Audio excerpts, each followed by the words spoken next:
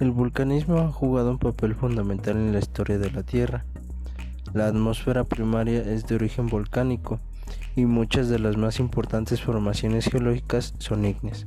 En sus inicios, la superficie del planeta se caracterizaba por tener grandes rocas, aberturas volcánicas y cientos de cráteres. Sin embargo, tras millones de años la actividad volcánica generalizada cesó y solo se concentró en ciertas regiones denominadas cinturones volcánicos. En cambio, otros fenómenos geológicos como los pliegues montañosos, las fosas, las fallas y los sedimentos se formaron extensivamente en toda la superficie de la Tierra.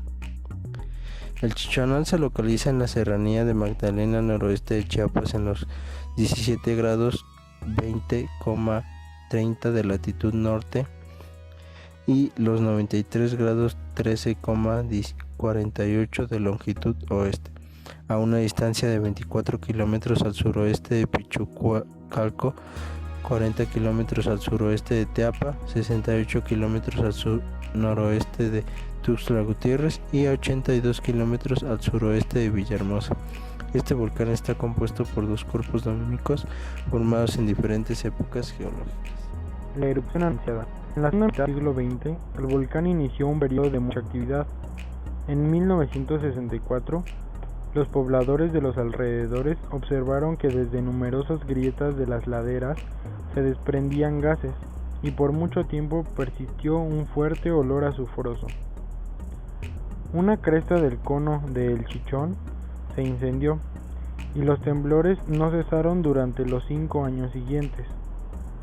Un habitante de la ribera El Volcán, en Francisco León, recuerda que en 1970, década en la cual llegaron a la región brigadas de exploración y de perforación de pozos de petróleos mexicanos, Pemex, se escuchó un gran ruido, que parecía próxima a la erupción. Día de la catástrofe. El domingo 28 de marzo de 1982, entre las 7 y 8 de la noche, el volcán Chichón o Chichonal en Chiapas expidió una columna de piroclásticos, piedras y materiales volcánicos que se desplazan a altas temperaturas, y gases que alcanzaron los 17 kilómetros de altura y los 100 metros de diámetro. La intensidad de la erupción se calculó entre 40 y 50 megatones. Las bombas de Hiroshima y Nagasaki apenas tuvieron una potencia de 13 kilotones. Hacía más de 11.000 años que en el territorio no se presentaban erupciones de esa magnitud, por lo que a la fecha se considera el evento más importante en su tipo en la historia de México. La erupción del volcán Chichonal sepultó a 12 poblados zoques, como la cabecera de Magdalena, hoy conocido como el municipio de Francisco León, y ejidos de Chapultenango, que provocó la muerte de más de 2.000 personas, entre ellas la del alcalde, Rodimiro Ramírez Estrada. La erupción del Chichón fue ligeramente más grande que la del 1980 en el volcán Santa Elena, Estados Unidos. Se estima que 1.3 kilómetros cúbicos de material volcánico fue expulsado durante las erupciones de 1982. Solo la actividad del Pinatubo en 1991, considerada como ultrapliniana, con un índice de explosividad volcánica de 6, superó la actividad del Chichón. Uno de los efectos a escala global de esta erupción fue la reducción de la temperatura mundial en más de 0.5 grados centígrados por la gran cantidad de CO2 y cenizas que circundaron la Tierra, bloqueando la radiación solar. Las poblaciones alrededor del volcán poco pudieron hacer para defenderse. La explosión los tomó por sorpresa, pues las autoridades no monitorearon su comportamiento, ni el de los numerosos sismos que la precedieron desde 1981, lo que tal vez hubiera disminuido los daños.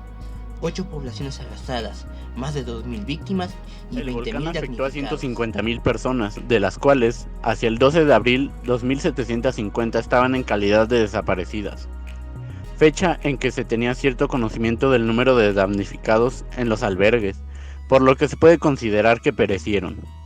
El cuadro 21 muestra el número de habitantes y el porcentaje de hablantes de zoque, así como el número de familias por municipio devastado o gravemente afectado. Hago esta última distinción porque únicamente el municipio de Francisco León fue destruido en su totalidad. Del resto de los municipios de la región, Pichucalco fueron devastados solamente las localidades que se encontraban dentro de menor afectación, 15 kilómetros a la redonda del volcán, y finalmente los daños de la floración de la planta, que sumaban pérdidas materiales y ambientales, fueron incalculables. Se dañaron tierras cultivables, plantaciones de cacao, café y plátano. Se perdieron varias hectáreas de bosque con su flora y fauna. Además, la población zoque que habitaba la región debió emigrar a otras tierras, lo que dio pie a la desintegración y dotó de cierta conciencia a las autoridades, que se percataron de la necesidad de implementar sistemas de monitoreo, así como programas de prevención de desastres y protección civil. En el resto del país la noticia causó impacto, pero no era todavía los tiempos de las muestras solidarias y la participación civil.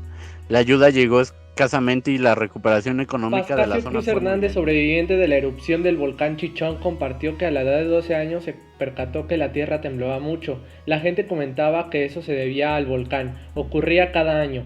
En ese entonces había un río donde podían encontrar peces como la pigua.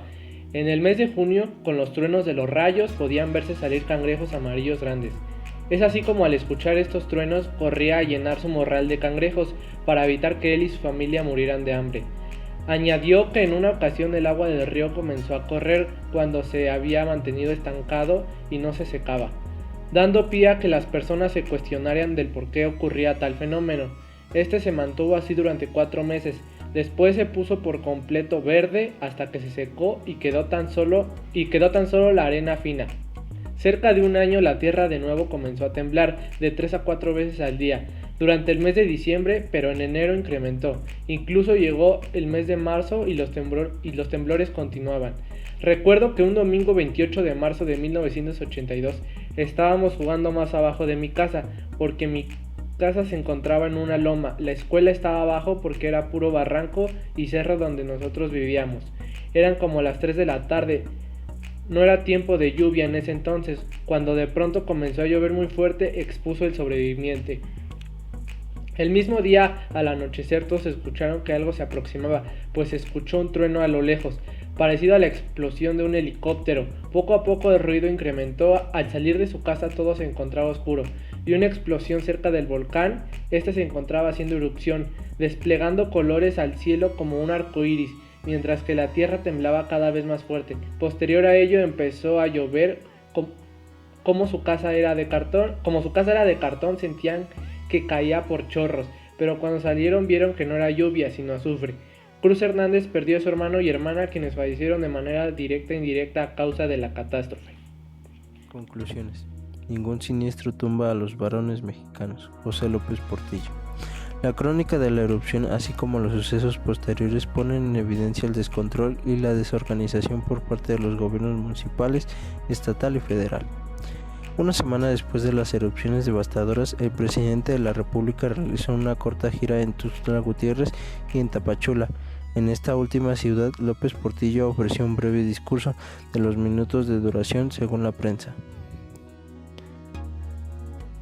Dirigiéndose a las personas concentradas en el Parque Central Hidalgo, dijo: en estas situaciones no son responsables los hombres, pero los gobernantes sí. En su paso por la capital, el helicóptero que lo transportaba aterrizó en Tuxtla Gutiérrez, en el predio de la Feria de la Chacona. Los testigos comentan que su llegada dispersó la ceniza con gran dificultad. Habían logrado recoger, según los médicos del INI, quizá exagerando la situación, el polvo levantado había contribuido a que los enfermos de afecciones gastrointestinales recayeran de nueva cuenta. Una vez en el albergue, el presidente recorrió con aprobación la clínica instalada el exprofeso para su visita, la cual fue desmontada No hay mejor descripción de la actuación de las autoridades frente al fenómeno natural que la que Báez Jorge condensó en 2 palabras: imprevisión e improvisación. Hubo tiempo suficiente para evacuar a los pobladores de las zonas aledañas al Chichón, porque la actividad visible del volcán había iniciado en noviembre de 1981. De igual forma, se pudieron haber dado soluciones adecuadas e inmediatas a los damnificados que perdieron familiares y bienes, y a los que lo perdieron. El volcán quedó en la mentalidad de algunos por otras razones, muy lejanas y distintas a la tragedia. Como es recurrente en estas situaciones, producto del folclore del mexicano, entre chistes soces y guarradas adolescentes, Chichonal se convirtió en un apodo para chicas con senos prominentes, apelativo que no sería desplazado sino hasta el famoso Chiquitibum del Mundial de México de 1986. Pero esa es otra historia para otro momento.